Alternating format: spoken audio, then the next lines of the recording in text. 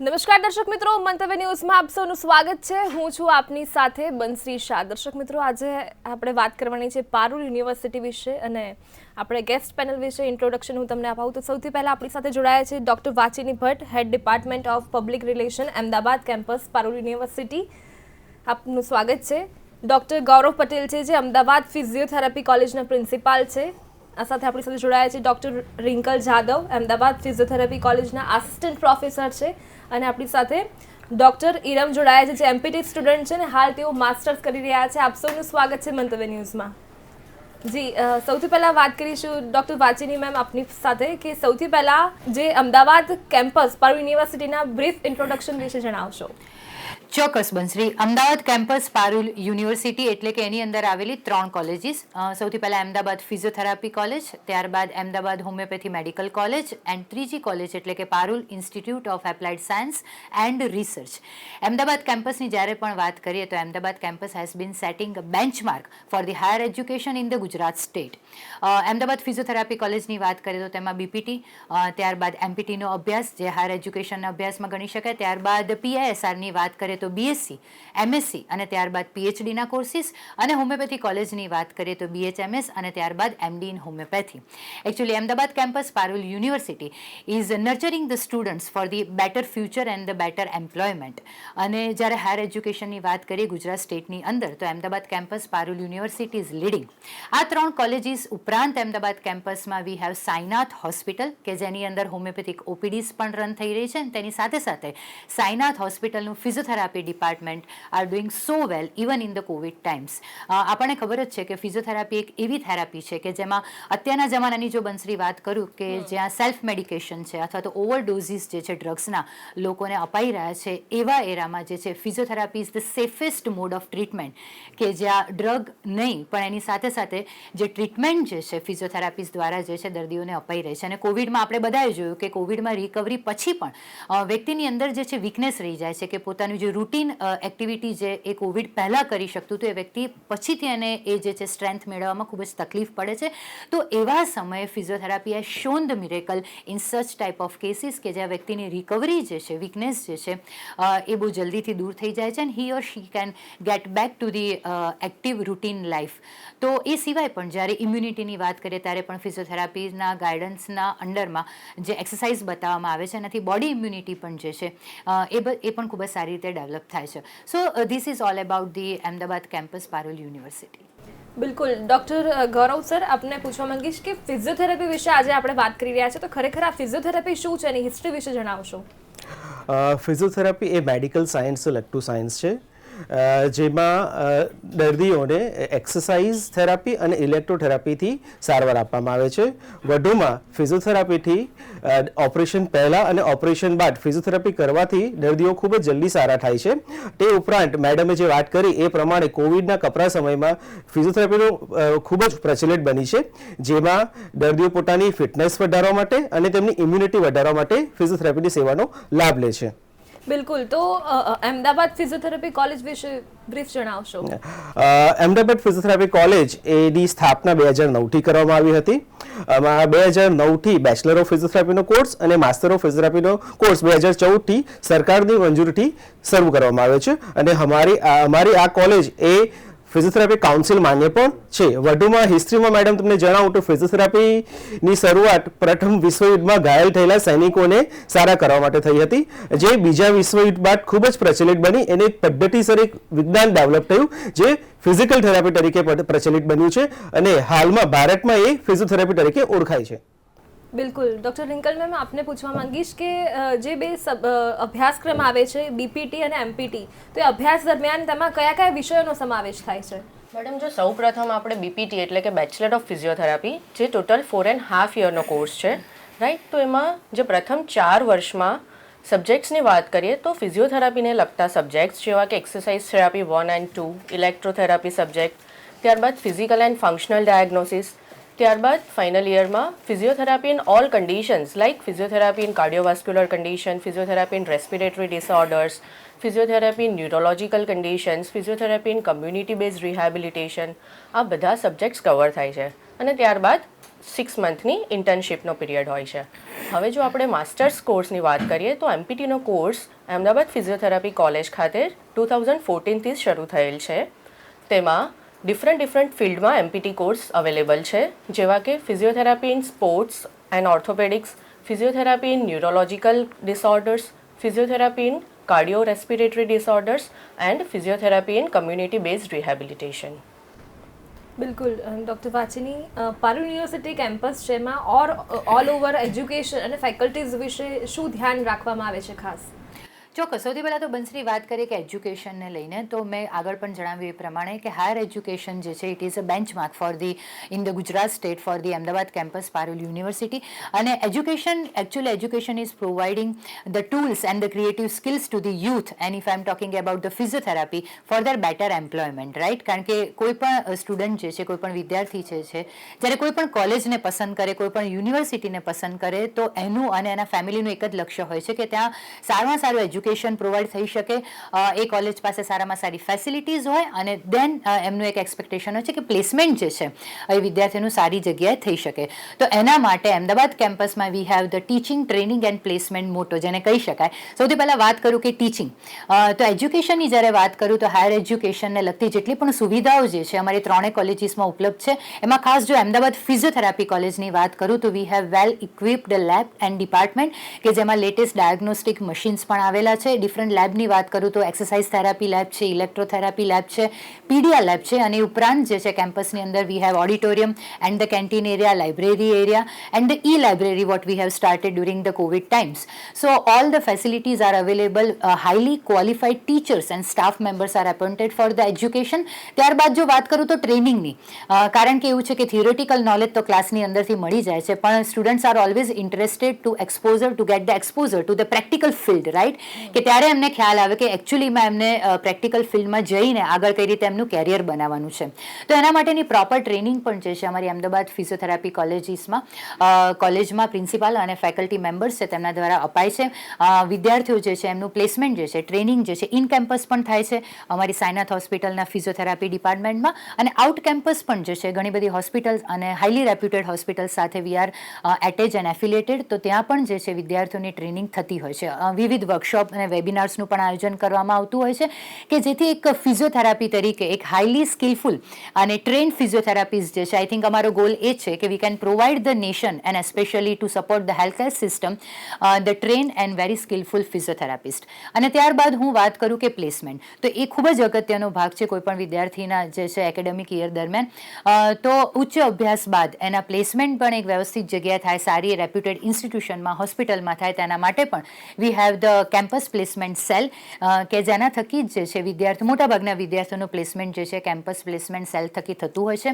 અને I think વ્યુઅર્સને ખબર જ છે કે તમે ફિઝિયોથેરાપીનો અભ્યાસ કરો તો તમારા ફોરેન કન્ટ્રીઝમાં પણ જે છે હાયર એજ્યુકેશન અને એક બ્રાઇટ ફ્યુચર બનાવવાના જે ચાન્સ છે, ઓપોર્ચ્યુનિટીઝ જે છે એ પણ ખૂબ જ સારી રીતે ડેવલપ થતી હોય છે. અમારા પણ ઘણા બધા વિદ્યાર્થીઓ છે કે જેઓ હાયર એજ્યુકેશન માટે વિવિધ જે છે ફોરેન કન્ટ્રીઝમાં ગયા છે, અને ત્યાં પણ એ લોકોએ પોતાનું ભવિષ્ય જે છે એ ખૂબ જ સરસ બનાવ્યું છે. So after all teaching, training and placement that I can say about the Ahmedabad campus, Parul University, and especially for the Ahmedabad Physiotherapy College. બિલકુલ. ડૉક્ટર ગૌરવ સર, આપ અમદાવાદ કેમ્પસ પારુલ યુનિવર્સિટીના પ્રિન્સિપાલ છો, અને પ્રિન્સિપાલની જવાબદારી ખૂબ જ મોટી હોય છે, ત્યારે અંદરની ફેકલ્ટીઝ કહીએ કે સ્ટુડન્ટ કે બધાને સાચવવાનું કામ ખૂબ જ જરૂરી હોય છે, ત્યારે સ્ટાફ સિલેક્શનમાં શું ખાસ ધ્યાન રાખવામાં આવે છે? જણાવી દો મેડમ. સ્ટાફનું સિલેક્શન એ યુનિવર્સિટી થકી કરવામાં આવતું હોય છે, જેમાં કાઉન્સિલના જે ગુજરાતમાં ફિઝિયોથેરાપી કાઉન્સિલ છે તેના ધારાધોરણ મુજબ સ્ટાફની નિમણૂક કરવામાં આવે છે. તેમાં યોગ્ય ચકાસણી કરવામાં આવે છે, તે પ્રોપર એની લાયકાત ધરાવે છે કે કેમ, અને યોગ્ય અનુભવ ધરાવે છે કેમ, એ ચકાસીને તેમની ટીચિંગ સ્કિલ ચેક કરીને જ નિમણૂક આપવામાં આવે છે. અને સમયાંતરે પણ દરેક ટીચરોનું યુનિવર્સિટી દ્વારા એકેડેમિક રિવ્યૂ કરવામાં આવે છે. તે અંગેનું કોઈ પણ સૂચન જણાય તો તે જે તે ફેકલ્ટીને જણાવવામાં આવે છે અને ઇમ્પ્રૂવ કરવા માટે કહેવામાં આવે છે. વધુમાં આપને જણાવું તો કોલેજના મેડમે કહ્યું એમ બધા જ ક્લાસરૂમ એ સ્માર્ટ ક્લાસરૂમનું આયોજન કરવામાં આવ્યું છે, જેથી નોર્મલ બોર્ડ ટીચિંગથી લઈ ગૂગલ ક્લાસરૂમ જેવી ટેકનોલોજીનો ઉપયોગથી વિદ્યાર્થીઓને શિક્ષણ પૂરું પાડવામાં આવે છે. બિલકુલ. હવે આપણે ટીચિંગ મેથડની વાત કરીએ. આમ તો જે આપણે કોવિડની જે કન્ડિશન હતી તો ઘણા બધા સ્ટુડન્ટનું ઓનલાઈન એજ્યુકેશન ચાલુ હતું, પરંતુ એમાં ઘણી બધી ડિફિકલ્ટીઝ આવતી હતી ને પછી ઓફલાઈન એજ્યુકેશન બેસ્ટ છે એવું ઘણા બધા સ્ટુડન્ટ અને એમના પેરેન્ટ્સ કહી રહ્યા હતા. તો ટીચિંગમાં શું ખાસ ધ્યાન રાખવામાં આવે છે? મેડમ, આપણે જણાવું તો કોવિડના કપડા સમયમાં લોકડાઉન જ્યારે જાહેર થયું, એક જ અઠવાડિયામાં યુનિવર્સિટી દ્વારા ઓનલાઈન પ્લેટફોર્મનું આયોજન કરવામાં આવ્યું.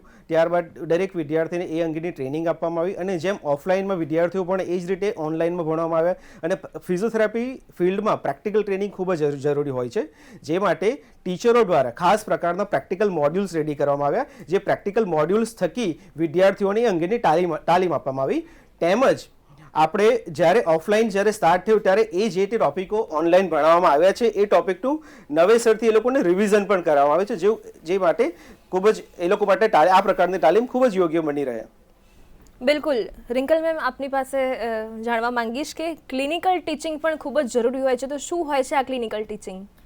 જો ક્લિનિકલ ટીચિંગની વાત કરીએ તો મેડમ, ક્લિનિકલ ટીચિંગ માટે સ્ટુડન્ટ્સને સેકન્ડ યરથી જ અમદાવાદની ઘણી ખરી નામાંકિત હોસ્પિટલ જેવી કે શેલ્બી હોસ્પિટલ છે, ત્યારબાદ સોલા સિવિલ હોસ્પિટલ, જીવન સંધ્યા, ઘરડાઘર, પોલિયો ફાઉન્ડેશન, આ બધી જ હોસ્પિટલમાં સ્ટુડન્ટ્સને ક્લિનિકલ પોસ્ટિંગ આપવામાં આવે છે. અને એટલું જ નહીં, એ પોસ્ટિંગમાં સાથે દરેક ફિલ્ડની સ્પેશિયલાઇઝ્ડ ફેકલ્ટી પણ ત્યાં હાજર રહે છે, જેથી પેશન્ટ પર હેન્ડ્સ ઓન સ્કિલ બધી ત્યાં એમને શીખવાડવામાં આવે છે. આ સાથે રિંકલ મેમ, રિસર્ચ વર્ક અને ડિઝર્ટેશન પર પણ ખાસ ધ્યાન રાખવામાં આવે છે. શું ધ્યાન રખાય છે? મેડમ, રિસર્ચ માટે સ્ટુડન્ટ્સને ફાઇનલ યરથી જ પ્રિપેર કરવામાં આવે છે. એમને ફાઇનલ યરમાં જ રિસર્ચ સબ્જેક્ટ ઇન્ક્લુડ છે સિલેબસમાં, જેથી ઇન્ટર્નશીપ જે 6 મંથનો ડ્યુરેશન છે એ 6 મંથના ડ્યુરેશનમાં તેમને રિસર્ચ વર્ક માટે ટ્રેન કરવામાં આવે છે. અને તે માટે દરેક સ્ટુડન્ટ સાથે એક ગાઈડ અપોઇન્ટ થયેલો હોય છે અને એ ગાઈડ સ્ટુડન્ટ્સને રિસર્ચ વર્ક માટે પ્રિપેર કરે છે કે કેવી રીતે સબ્જેક્ટ સિલેક્ટ કરવા, I mean how to select subject for the research work, કયા ઇન્ક્લુઝન ક્રાઇટેરિયા અને એક્સક્લુઝન ક્રાઇટેરિયાને ધ્યાનમાં રાખવા, કેવી રીતે રિસર્ચ વર્કને કન્ડક્ટ કરી શકાય કે જેથી સોસાયટીને કોઈ પણ હાર્મ ના થાય. અને સ્ટુડન્ટ્સ આખું એક રિસર્ચ વર્ક રેડી કરે છે. ત્યારબાદ એ રિસર્ચ વર્કને કેવી રીતે પબ્લિશ કરવું તેના માટે પણ યુનિવર્સિટી દ્વારા તથા ટીચર્સ દ્વારા એમને ટ્રેન કરવામાં આવે છે કે જેથી તેઓ યુસીજી રિકોગ્નાઇઝ જે જર્નલ્સ છે તેમાં એમનું રિસર્ચ વર્કને પબ્લિશ કરી શકે. બિલકુલ. આમાં એક ડિઝર્ટેશન પણ થાય છે. એક સ્ટુડન્ટને તો લગભગ ખ્યાલ આવી જશે, પણ ટૂંકમાં એને એક્સપ્લેન કરશો કે ડિઝર્ટેશન એટલે શું, એને શું કહેવાતું મેડમ, હોય છે? ડિઝર્ટેશન એટલે આપણે જે થીસીસ વર્ક કહીએ છીએ, જે આપણે ફિઝિયોથેરાપીના કરિક્યુલમમાં ઇન્ક્લુડેડ છે કે 4.5 યરના ડ્યુરેશનમાં જે 6 મંથની લાસ્ટ ઇન્ટર્નશીપ હોય છે, ઇન્ટર્નશીપ દરમિયાન પારુલ યુનિવર્સિટીના કરિક્યુલમમાં છે કે 6 મંથ દરમિયાન એમણે એક રિસર્ચ વર્ક કરવાનું હોય છે. આ જે રિસર્ચ વર્ક મેં તમને હમણાં જ જણાવ્યું કે રિસર્ચ વર્ક સોસાયટીને કઈ રીતે હેલ્પફુલ થઈ શકે, આઈ મીન ફિઝિયોથેરાપીમાં બીજા કયા નવા આસ્પેક્ટ એડ કરી શકાય કે જેથી પેશન્ટ જલ્દી રિકવર થઈ શકે. સો અલોંગ વિથ ધી એક્સરસાઇઝ બીજા એવા કયા ટૂલ્સ છે કે બીજા એવા કયા માધ્યમો દ્વારા આપણે પેશન્ટની રિકવરીની પ્રોસેસને ફાસ્ટ કરી શકીએ, સ્પીડઅપ કરી શકીએ, એના માટે રિસર્ચ વર્ક કરવામાં આવે છે. તો આ રિસર્ચ વર્ક છે એને જેને આપણે થીસીસ કહીએ છીએ, એ જ આખું મેડમ ડિઝર્ટેશનની પ્રોસેસ છે. બિલકુલ. ડૉક્ટર વાચની મેં આપને પૂછવા માંગીશ કે આમ તો કેવું હોય કે કોઈ પણ કોલેજ હોય ને તો દરેક સ્ટુડન્ટને એવું હોય કે ભાઈ એક્સ્ટ્રા એક્ટિવિટી હોય તો તેમનું માઇન્ડ પણ થોડું ડાયવર્ટ રહે, ફ્રેશ પણ થવાય, ઘણી બધી વસ્તુ એની સાથે સંકળાયેલી છે. જ્યારે અમદાવાદ ફિઝિયોથેરાપી કોલેજની વાત કરીએ તો એમાં પણ વેબિનાર છે, વર્કશોપ છે ને એક્સ્ટ્રા કરિક્યુલર એક્ટિવિટીઝ પણ કરાતી હોય છે, એ વિશે જણાવશો? ચોક્કસ. આ ખૂબ જ ઇન્ટરેસ્ટિંગ એસ્પેક્ટ છે, ખાસ તો સ્ટુડન્ટ્સ માટે. તમે કહ્યું એ પ્રમાણે સૌથી પહેલાં વાત કરીએ એક્સ્ટ્રા કરિક્યુલર એક્ટિવિટીઝની, તો કારણ કે બિકોઝ સ્ટુડન્ટ્સ જે છે આપણે એમને નર્ચર કરવાના છે, આપણે એમનું ફ્યુચર જે છે બ્રાઇટ બનાવવાનું છે. And for that we have to provide the platform not only for the education and the academic matter but also for to show their talents, right? તો કેમ્પસની અંદર જે છે લાર્જર સ્કેલ ઉપર પણ જે છે ફેસ્ટિવલ્સ અને સેલિબ્રેશન થતા હોય છે. અને કોવિડના એપ્રોપ્રિએટ બિહેવિયરને ધ્યાનમાં રાખીને લાસ્ટ 2 યર્સથી સ્મોલર સ્કેલ ઉપર with all the COVID appropriate behavior smaller scale ઉપર પણ જે છે ફેસ્ટિવલ અથવા તો સ્પેશિયલ ડેઝ જે છે એનું આયોજન થતું હોય છે. અને મોસ્ટ ઇન્ટરેસ્ટિંગ થિંગ ઇઝ કે we are organising the campus event કે જેમાં 3 કોલેજીસના સ્ટુડન્ટ્સ જે છે they are participating, they are leading the event as a team effort. It's a team effort, right? So they develop the quality of the leadership quality, then the communication skill they can develop, the confidence they develop to show their talents. So extracurricular activities are always interesting parts for the students. Students. અને એ સિવાય વાત કરીએ કે APC એટલે કે Ahmedabad physiotherapy કોલેજમાં વિવિધ workshop અને વેબિનાર્સનું પણ આયોજન થતું હોય છે. વર્કશોપ જે છે ખાસ તો જે પણ સ્ટુડન્ટ્સ જે છે એમની ટ્રેનિંગ જે છે પ્રોપર થાય, બિકોઝ એવરી મેડિકલ જે ફિલ્ડ છે એની અંદર જે છે અપગ્રેડેડ વર્ઝન જે છે કોઈ પણ થેરાપી હોય કે ડ્રગ્સ હોય એનું આવતું હોય છે. તો લેટેસ્ટ જે ટ્રીટમેન્ટ પાર્ટ જે છે એનાથી સ્ટુડન્ટ ટ્રેન થાય એના માટે વિવિધ વર્કશોપનું આયોજન કરવામાં આવતું હોય છે. ફેકલ્ટીઝ પોતે પણ આ વર્કશોપ કન્ડક્ટ કરતા હોય છે અને એ સિવાય બહારથી પણ નેશનલ ઇન્ટરનેશનલ સ્પીકર જે છે એ લોકોને પણ ટ્રેનિંગ માટે બોલાવવામાં આવતા હોય છે. વેબિનાર્સની વાત કરીએ કે nowadays after covid seminars are converting into the webinars, કે જેથી મોટી સંખ્યામાં જે છે લોકો આનો જે છે લાભ ઉઠાવી શકે. વેબિનાર્સમાં જે પણ સ્પીકર પોતાનું જે છે એફર્ટ આપી રહ્યા છે એનું, તો એના માટે ખાસ વિવિધ વેબિનાર છે રેગ્યુલર બેઝ ઉપર. I think I should appreciate the work of Gaurav sir, who is the principal, કે તેઓ regularly he is keeping watch કે વેબિનાર્સ જે છે એનું આયોજન વીકલી બેઝ ઉપર થાય. And they are giving he is giving the platform to their faculties, also to the students and the other speakers from the other field. Webinars જે છે એ પારુલ યુનિવર્સિટીના પેજ ઉપર અને કેમ્પસના પેજ ઉપર જે છે ઘણા બધા સ્ટુડન્ટ્સ જે છે without any fees or charges they can attend the webinars and they can learn the things from the by even being at the home, right? So that is the benefit to get the webinars. અને એ ઉપરાંત પણ જો એપીસીની ખાસ વાત કરું તો world physiotherapy day જે છે એનું પણ જે છે આયોજન કરવામાં આવતું હોય છે, જેમાં સેમિનાર્સ છે અથવા તો પોસ્ટર મેકિંગ કોમ્પિટિશન છે, એવા વિવિધ રીતે સ્ટુડન્ટ્સને ઇન્ટરેસ્ટિંગ બને એ રીતનું પાર્ટિસિપેશન જે છે સ્ટુડન્ટ્સ દ્વારા કરવામાં આવતું હોય છે. અને ઉપરાંત ફિઝિયો સમિટ પણ જે છે યરલી જે છે એરેન્જ થતી હોય છે પારુલ યુનિવર્સિટી વાઘોડિયા કેમ્પસમાં, તો ત્યાં પણ જે છે સ્ટુડન્ટ્સ અમારા પાર્ટિસિપેટ કરે છે અને they enhance their knowledge in the field of physiotherapy. અને ઉપરાંત એમપીટીની અંદર પણ દે હેવ માઇક્રો ટીચિંગ, કે જે સ્ટુડન્ટ્સ જે છે એમપીટીનો અભ્યાસ અત્યારે લઈ રહ્યા છે એ લોકો પણ જે છે એ લોકોને પણ લેક્ચર લેવાના હોય છે. અને by that they can train to give the lecture and to deliver their knowledge. So that is how all the activities are happening and for the purpose to train the skillful physiotherapist. બિલકુલ. ગૌરવ sir, Sainath હોસ્પિટલમાં કેવા કેવા પ્રકારની services provide કરાય છે? જો સૌપ્રથમ સાયનેટ હોસ્પિટલની વાત કરું તો સાયનેટ હોસ્પિટલની સ્થાપના 2001થી પારુલ આરોગ્ય સેવા મંડળ દ્વારા કરવામાં આવી હતી અને જે બોપલ ગુમા એરિયામાં કાર્યરત છે. સાયનેટ હોસ્પિટલમાં હોમિયોપેથીની વિવિધ ઓપીડીઓની સર્વિસ, ગાયનેક હોસ્પિટલની જે સેવાઓ છે અને ફિઝિયોથેરાપીની સેવાનો દર્દીઓને લાભ આપવામાં આવે છે.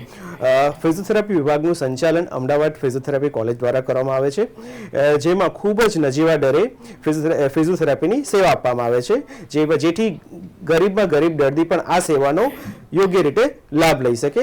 જે હાલના સમયમાં અત્યારે જો સુવિધાની વાત કરું તો અદ્યતન સુવિધા સાથે સજ્જ છે અને રોજના લગભગ 150થી વધારે દર્દીઓ અમારી હોસ્પિટલની આ ફિઝિયોથેરાપી સેવાનો લાભ લે છે, જે અમદાવાદમાં પ્રાઇવેટ હોસ્પિટલમાં, પ્રાઇવેટ કોલેજોમાં ગણીએ તે ખૂબ જ સારો આંકડો કહેવાય.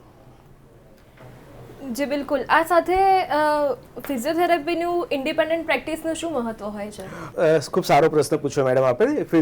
કોઈ પણ રજિસ્ટર્ડ ફિઝિયોથેરાપિસ્ટ એ ઇન્ડિપેન્ડન્ટ પ્રેક્ટિસ કરી શકે છે, સ્વતંત્ર રીતે પ્રેક્ટિસ કરી શકે છે. ગુજરાતમાં 2011માં ગુજરાત ફિઝિયોથેરાપી કાઉન્સિલની રચના કરવામાં આવી છે, જેની જોગવાઈ અનુસાર કોઈ પણ રજિસ્ટર્ડ પ્રેક્ટિશનર, કોઈ પણ રજિસ્ટર્ડ ફિઝિયોથેરાપિસ્ટ સ્વતંત્ર રીતે પ્રેક્ટિસ કરી શકે છે. તાજેતરમાં 2021માં ભારત સરકાર દ્વારા national commission for the allied professional એક કાયદો પસાર કરવામાં આવ્યો છે, જેની જોગવાઈ અનુસાર પણ ફિઝિયોથેરાપી પ્રોફેશનલ એ ઇન્ડિપેન્ડન્ટ પ્રેક્ટિસ કરી શકે છે. આ ઉપરાંત વિદેશની વાત કરું તો Canada, USA, UK, New Zealand, Australia જેવા દેશોમાં ત્યાંની જે લાઇસન્સર એક્ઝામ હોય છે એ પાસ કરીને કોઈ પણ ફિઝિયોથેરાપિસ્ટ ત્યાં જે તે દેશમાં ફિઝિયોની પ્રેક્ટિસ કરી શકે છે. બિલકુલ. આપણી સાથે ડૉક્ટર હિરમ પણ છે, જે એના એમપીટી સ્ટુડન્ટ છે અને અત્યારે તેઓ માસ્ટર્સ કરી રહ્યા છે. આપને પૂછવા માંગીશ કે જે ટીચિંગ મેથડ છે અને ક્લિનિકલ લર્નિંગ એક્સપિરિયન્સ આપનો કેવો રહ્યો? મેં bachelors of physiotherapy Ahmedabad physiotherapy college Parul યુનિવર્સિટીથી કર્યું છે અને હાલ હું masters of physiotherapy with my major in orthopaedics and sports sciences કરી રહી છું. ક્લિનિકલ લર્નિંગની વાત કરીએ તો હું 6 વર્ષથી આ ઇન્સ્ટિટ્યૂટ સાથે જોડાયેલી છું અને તે કહેવું તદ્દન સાચું છે કે પારુલ યુનિવર્સિટી એટલે be here be vibrant. Clinical learning માટે અમને સેકન્ડ યરથી જ પોસ્ટિંગ આપવામાં આવે છે. તેનામાં અમે વિવિધ સ્પેશિયાલિટી અને મલ્ટી સ્પેશિયાલિટી હોસ્પિટલ્સની મુલાકાત લેતા હોઈએ છીએ. તેમના આઈપીડી, ઓપીડી અને આઈસીયુ ડિપાર્ટમેન્ટના અંદર કેસીસ જોઈ તેમનું કેસ ડિસ્કશન્સ કરતા હોઈએ છીએ. તેથી આજે હું કહી શકીશ કે ઓર્થોપેડિક હોય, ન્યુરો, કાર્ડિયો કે ગાયનેક કોઈ પણ કેસીસને હું કોન્ફિડન્ટલી મેનેજ કરી શકું છું. તદુપરાંત ઇન્ટર્નશિપ અને માસ્ટર્સ ઓફ ફિઝિયોથેરાપી દરમિયાન કરેલા રિસર્ચ પ્રોજેક્ટ્સને ટીચર્સના ગાઈડન્સની અંદર ઘણા નેશનલ અને ઇન્ટરનેશનલ જર્નલ્સની અંદર પબ્લિકેશન કરાવ્યા છે, જેથી મને ક્લિનિકલ લર્નિંગનું પણ સારું ક્લિનિકલ રિસર્ચનું પણ સારું એક્સપોઝર મળી રહ્યું છે. આ સાથે એમાં જે લેબ ફેસિલિટીઝ છે કેવો એક્સપિરિયન્સ રહ્યો આપનો?